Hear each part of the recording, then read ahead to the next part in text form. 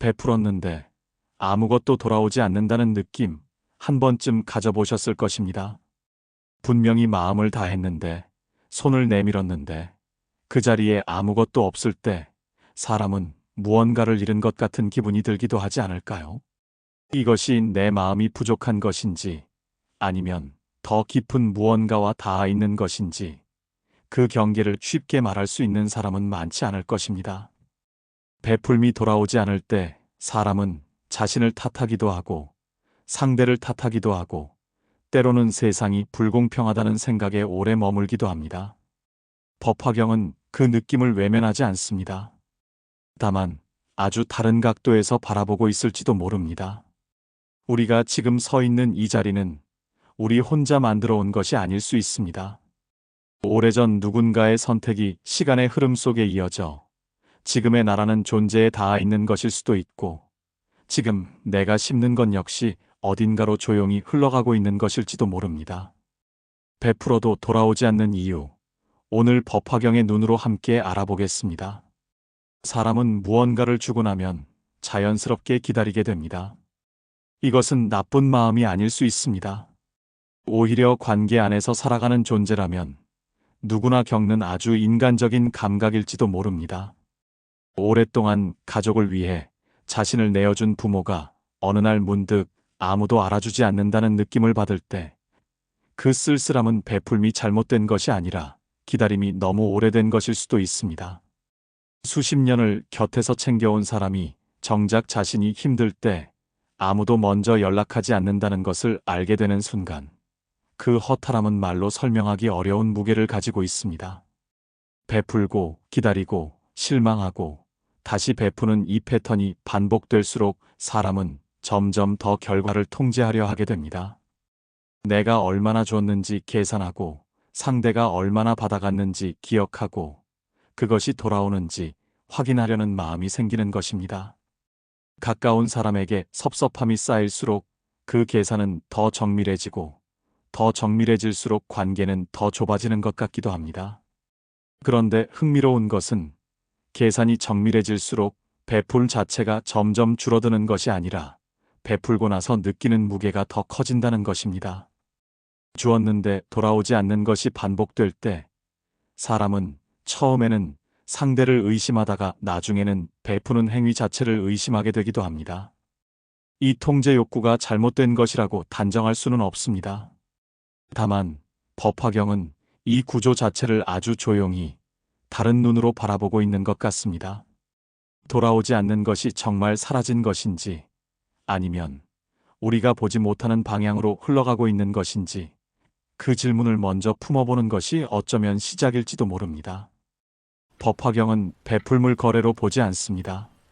누군가에게 마음을 내어주는 행위는 그 순간 이미 씨앗이 심어진 것이고, 그 씨앗이 어디서 어떤 계절에 열릴지는 심은 사람이 정할 수 있는 영역이 아닐 수도 있다고 말하는 것 같습니다.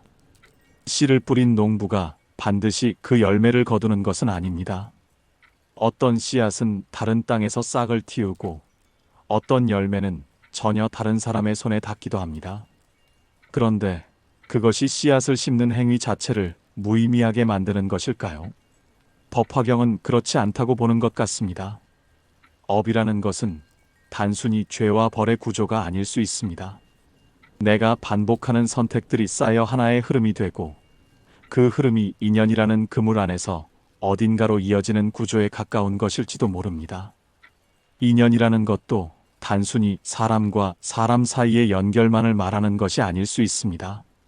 내가 어떤 마음으로 하루를 살았는지, 어떤 말을 건넸는지, 어떤 선택을 반복했는지가 모여서 하나의 흐름을 만들고, 그 흐름이 주변의 인연을 조금씩 바꾸어가는 것일 수도 있습니다.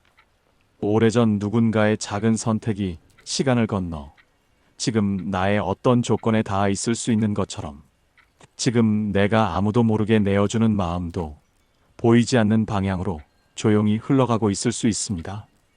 베풀미 돌아오지 않는 것처럼 느껴지는 순간에도 그 행위가 어딘가의 인연에 이미 닿아 있을 수 있다는 것, 그것이 법화경이 업과 인연을 함께 바라보는 눈일지도 모릅니다.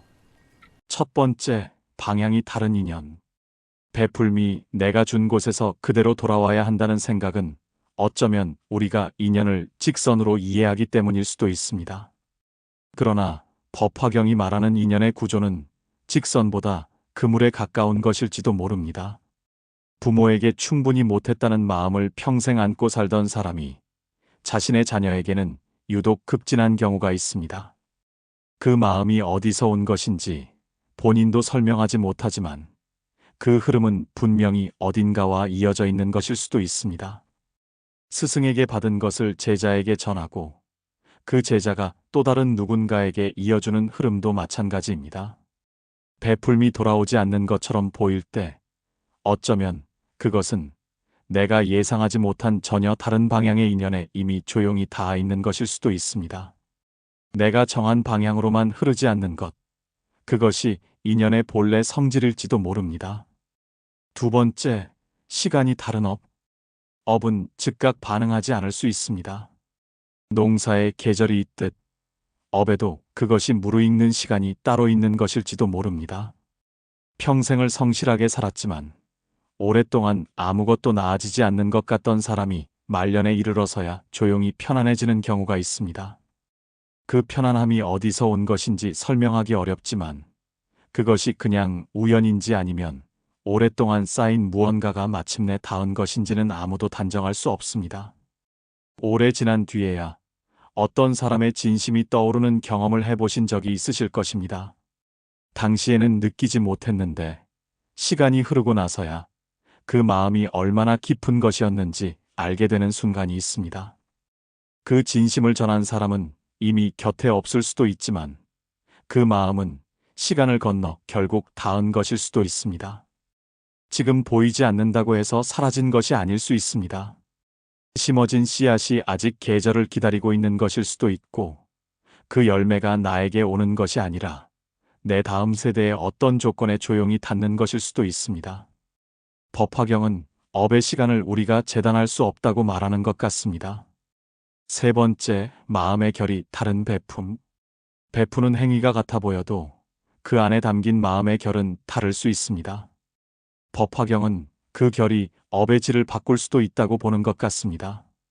아무도 보지 않는 자리에서 조용히 누군가를 챙기는 사람의 마음과 나중에 돌아올 것을 기대하며 베푸는 마음은 겉으로는 같은 행동처럼 보일 수 있습니다. 그러나 그 두 마음이 만들어내는 인연의 방향은 다를 수 있습니다. 인정받으려는 마음이 섞인 베풀문 돌아오지 않을 때 쉽게 상처가 되고 그 상처가 다시 기대를 만들고 그 기대가 다시 실망으로 이어지는 구조를 반복하게 될 수도 있습니다. 반면 기대 없이 흘려보낸 마음은 돌아오지 않아도 그 자리에 고요함이 남을 수 있습니다. 그 고요함이 작은 것처럼 보일 수 있지만 법화경은 그것이 가장 깊은 곳에서 인연의 결을 바꾸는 것일 수도 있다고 말하는 것 같습니다. 마음의 결이 선택을 만들고 선택이 인연의 방향을 바꾸고 그 방향이 보이지 않는 곳에서 다음 세대의 어떤 조건으로 이어질 수 있다는 것. 그것이 법화경이 베풀물 바라보는 세 번째 눈일지도 모릅니다. 베풀었는데 돌아오지 않는다는 그 느낌 기억하시나요? 오늘 법화경은 그 느낌에 대해 위로도 교훈도 건네지 않았습니다. 다만 세 가지 눈으로 조용히 바라보았을 뿐입니다. 방향이 다른 인연, 시간이 다른 업, 마음의 결이 다른 베풀. 어쩌면 돌아오지 않은 것이 아니라 내가 보지 못하는 곳으로 조용히 흘러가고 있는 것일 수도 있습니다. 지금 내가 아무도 모르게 내어주는 마음이 시간을 건너 어딘가에 닿을 수 있다면 베풀문 결과를 기다리는 행위가 아니라 흐름에 참여하는 행위일지도 모릅니다. 그 흐름은 나에게 돌아오지 않더라도 내가 알지 못하는 어떤 인연에 닿고 그 인연이 또 다른 흐름을 만들어가는 것일 수도 있습니다. 지금 내가 심는 것이 내 다음 세대의 어떤 조건에 조용히 이어지고 있을 수 있다는 것. 그것이 법화경이 우리에게 건네는 가장 긴 시선일지도 모릅니다. 법화경은 답을 주지 않습니다. 다만 질문을 다른 눈으로 바라볼 수 있는 자리를 내어주는 것 같습니다. 오늘 이 이야기가 작은 여백이 되셨으면 합니다.